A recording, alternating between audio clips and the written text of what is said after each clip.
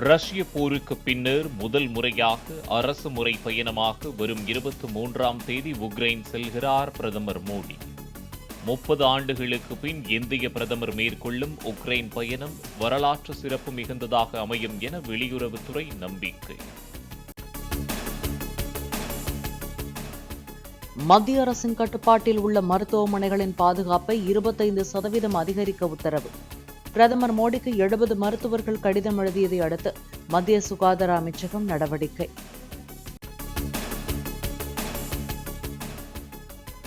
தமிழக ரயில்வே திட்டங்களுக்கு போதிய நிதி ஒதுக்குவதை உறுதி செய்யுமாறு ரயில்வே அமைச்சர் அஸ்வினி வைஷ்ணவிற்கு முதலமைச்சர் ஸ்டாலின் கடிதம். புதிய வழித்தட திட்டங்களுக்கான ஒதுக்கீட்டில் 674 கோடி ரூபாய் அளவிற்கு குறைத்ததால் முக்கிய திட்டங்களின் செயல்பாட்டில் பாதிப்பு ஏற்படும் என்றும் கருத்து. திமுகவும் பாஜகவும் ஒரே மேடையில் இருந்ததை இபிஎஸ் அரசியல் கலந்து பேசுவது வேதனையாக உள்ளதாக அண்ணாமலை கருத்து.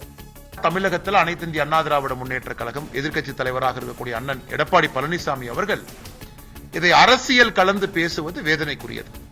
அரசியல் நாகரிகம் என்ன என்பதை முழுமையாக உணர்ந்திருக்கக்கூடிய கட்சி பாரதிய ஜனதா கட்சி என்பதை எல்லோருக்குமே நான் சொல்ல கடமைப்பட்டிருக்கேன். ராஜ்நாத் சிங்கின் விருப்பத்தின்படியே கருணாநிதி நினைவிடத்திற்கு சென்றதாகவும் விளக்கம். பிரதமர் விரும்புகின்றார்கள், ராஜ்நாத் சிங் ஐயா விரும்புறாங்க, கலைஞர் கருணாநிதி ஐயாவுடைய மெமோரியலுக்கு போகணும்னு பாக்குறாங்க. அவருக்கு முழுமையாக மரியாதை செலுத்த வேண்டும் என்று மத்திய அரசு முடிவு செய்த பிறகு பாரதிய ஜனதா கட்சி தமிழகத்தில் முழு ஒத்துழைப்பை கொடுப்பது எங்களுடைய கடமை. இந்த கட்சியினுடைய அடிப்படை டிசிப்ளின். இதிலையும் நாங்கள் அரசியல் கலக்கவில்லை. ரகசிய உறவு இருப்பதாக இபிஎஸ் கூறுவதற்கு பாஜக என்ன தீண்டத்தகாத கட்சியா என அண்ணாமலை கேள்வி. இன்னைக்கு ரகசிய உறவுங்கிறது என்ன வார்த்தை நான் சொல்றேன். ரகசிய உறவுனா பாரதிய ஜனதா கட்சி தொடக்கூடாத கட்சியா, பாரதிய ஜனதா கட்சி கண்ணுல பார்க்க கூடாத கட்சியா, இல்ல பாரதிய ஜனதா கட்சியோட யாராச்சும் வந்து கை குலுக்கிட்டாங்க, பாரதிய ஜனதா கட்சியின் மீது தோல்ல போட்டாங்கன்னா, இன்னைக்கு இவர் இந்த மாதிரி ஒரு வார்த்தையை பயன்படுத்துறாங்கன்னா உள்ளத்துல எவ்வளவு அழுக்கு இருக்கும். எம்ஜிஆருக்கு இவ்வளவு பெரிய நிகழ்ச்சியை கொண்டாட தவறியது அதிமுக செய்த தவறு என்றும் கருத்து. இருக்கக்கூடிய குக்கிராமம், லடாக்ல இருக்கக்கூடிய கிராமத்துக்கு எம்ஜிஆர் ஐயாவுடைய புகழை கொண்டு போய் சேர்ப்பது எடப்பாடி பழனிசாமி அவருடைய கடமையா, இல்ல நாங்க காயினை ரிலீஸ் பண்ணி நானே வெளியிட்டுக்கிட்டேன் எனக்கு சந்தோஷம், எம்ஜிஆர் ஐயாவுடைய புகழை கும்முடி பூண்டிக்குள்ள அடைச்சி வச்சுக்கிட்டேன்னு ஆதங்கப்படுவது எம்ஜிஆர் ஐயாவுக்கு செய்யக்கூடிய மரியாதையா?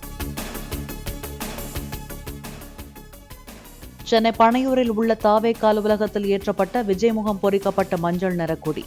மஞ்சள் நிற கொடியை ஏற்றி விஜய் ஒத்திகை பார்த்ததாக தாவேக நிர்வாகிகள் தகவல். பிரேமலதாவை அவரது வீட்டில் சந்தித்தார் விஜய். கோட் படத்தில் விஜயகாந்த் ஏஐ மூலம் தோன்றுவதற்கு அனுமதி அளித்ததற்காக பிரேமலதாவிடம் விஜய் நன்றி தெரிவித்ததாக தகவல். கிருஷ்ணகிரி அருகே போலி என்சிசி முகாமில் பள்ளி மாணவி பாலியல் கொடுமை செய்யப்பட்ட வழக்கில் மேலும் 3 கைது. நாம் தமிழர் முன்னாள் நிர்வாகி சிவராமனுக்கு ஆதரவாக செயல்பட்டதாக கூறப்படும் 3 மீதும் பாய்ந்தது போக்சோ வழக்கு.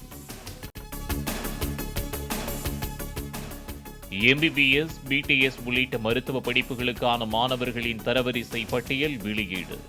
கடந்த ஆண்டை விட 150 மாணவர்களுக்கு கூடுதல் இடம் கிடைத்துள்ளதாக அமைச்சர் மா சுப்பிரமணியன் தகவல். எந்தெந்த பள்ளிகளில் போலி என்சிசி முகாம்கள் நடந்தது என்பது குறித்து விசாரணை நடந்து வருவதாக கிருஷ்ணகிரி மாவட்ட ஆட்சியர் தகவல். பாலியல் சீண்டலுக்கு ஆளானதாக புகார் அளித்துள்ள மாணவிகளுக்கு கவுன்சிலிங் அளிக்கப்பட்டு வருவதாகவும் விளக்கம். 11 பேரை போலீஸ் அரெஸ்ட் பண்ணியிருக்கோம். என்சிசி கேம்ப்னு சொல்லி வெளியேருந்து ஆளுங்க வந்து இந்த மாதிரி கேம்ப் நடத்தியிருக்காங்க. ஆனால் என்சிசியும் இந்த கேம்ப் எந்த சம்பந்தம் இல்லைன்னு என்கொயரியில் வெளியே தெரிய வந்திருக்கிறது. இது மட்டும் இல்லாமல் இந்த குழந்தைகளுக்கு அவங்களுக்கு டிஸ்ட்ரிக்ட் சைல்ட் ப்ரொடெக்ஷன் யூனிட் மூலமாக அவங்கக்கிட்ட என்கொயரி பண்ணி அவங்களுக்கு தேவையான கவுன்சிலிங்கும் சைக்காலஜிக்கல் சப்போர்ட்டும் நாங்கள் கொடுத்துட்டு இருக்கிறோம். கிருஷ்ணகிரி மாவட்டத்தில் தங்களிடம் பதிவு செய்த எந்த மையமும் பயிற்சி முகாம் நடத்தவில்லை என என்சிசி தலைமை அலுவலகம் விளக்கம். பாலியல் புகார் தொடர்பாக கைதான சிவராமன் என்ற நபருக்கும் என்சிசிக்கும் எந்த தொடர்பும் இல்லை என்றும் அறிக்கை. பௌர்ணமி முதல் 3 நாட்களுக்கு சூப்பர் ப்ளூ மூன் எனப்படும் நீல நிற முழுநிலா வானில் தெரியும் என நாசா அறிவிப்பு. வழக்கமான பௌர்ணமி நிலாவை காட்டிலும் 14% பெரியதாகவும் 30% கூடுதல் பிரகாசமாகவும் தென்படும் என விளக்கம். ஆம்ஸ்ட்ராங் கொலை வழக்கு தொடர்பாக பிரபல ரவுடி ஆற்காடு சுரேஷின் மனைவி பொற்கொடி கைது. அடுத்த மாதம் 2ஆம் தேதி வரை நீதிமன்ற காவலில் சிறையில் அடைக்க எழும்பூர் நீதிமன்றம் உத்தரவு. கோவை, குமரி, நெல்லை, தேனி உள்ளிட்ட 13 மாவட்டங்களின் ஒரு சில இடங்களில் இன்று கனமழைக்கு வாய்ப்பு. வரும் 25ஆம் தேதி வரை தமிழகத்தின் ஒரு சில இடங்களில் லேசானது முதல் மிதமான மழை தொடரக்கூடும் என்றும் வானிலை மையம் தகவல்.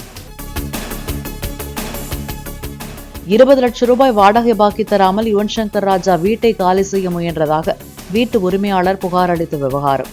சட்ட ரீதியாக எதிர்கொள்ளப் போவதாக யுவன் சங்கர் ராஜா வக்கீல் நோட்டீஸ் அனுப்பிய நிலையில் அவர் தரப்பு விளக்கத்தை கேட்க போலீசார் முடிவு. சென்னை மற்றும் புறநகரின் ஒரு சில பகுதிகளில் அடுத்த 24 மணி நேரத்திற்கு மிதமான மழைக்கு வாய்ப்பு.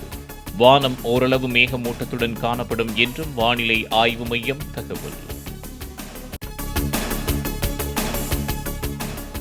சிலருக்கு தன் மீது வன்மம் இருப்பதாக தங்கலான் சக்சஸ் மீட்டில் இயக்குனர் ப. ரஞ்சித் கருத்து. நம்ம சில டைம் நம்ம மேல சில வன்மம் வரதான் செய்யும். ஆனா அதுக்காக நம்ம வெறும் வன்மத்துக்கு பதில் சொல்ற இடத்துல நம்ம நின்னுட்டோம்னு வச்சுங்களா, நம்ம காலி ஆயிடும். வன்மத்தையும் தாண்டி தங்கலான் படம் வெளியாகாத மகாராஷ்டிராவில் கூட தன்னை ரசிகர்கள் கொண்டாடுவதாக பேச்சு. படமே ரிலீஸ் ஆகாத மகாராஷ்டிரா நார்த் இந்தியா, டெல்லி, இதுல எல்லாத்துலயும் ஏன் நம்மள இவ்வளவு தூக்கி பிடிச்சி நம்ம ஏன் இவ்வளவு நம்மளை கொண்டாடணும் அப்படின்னு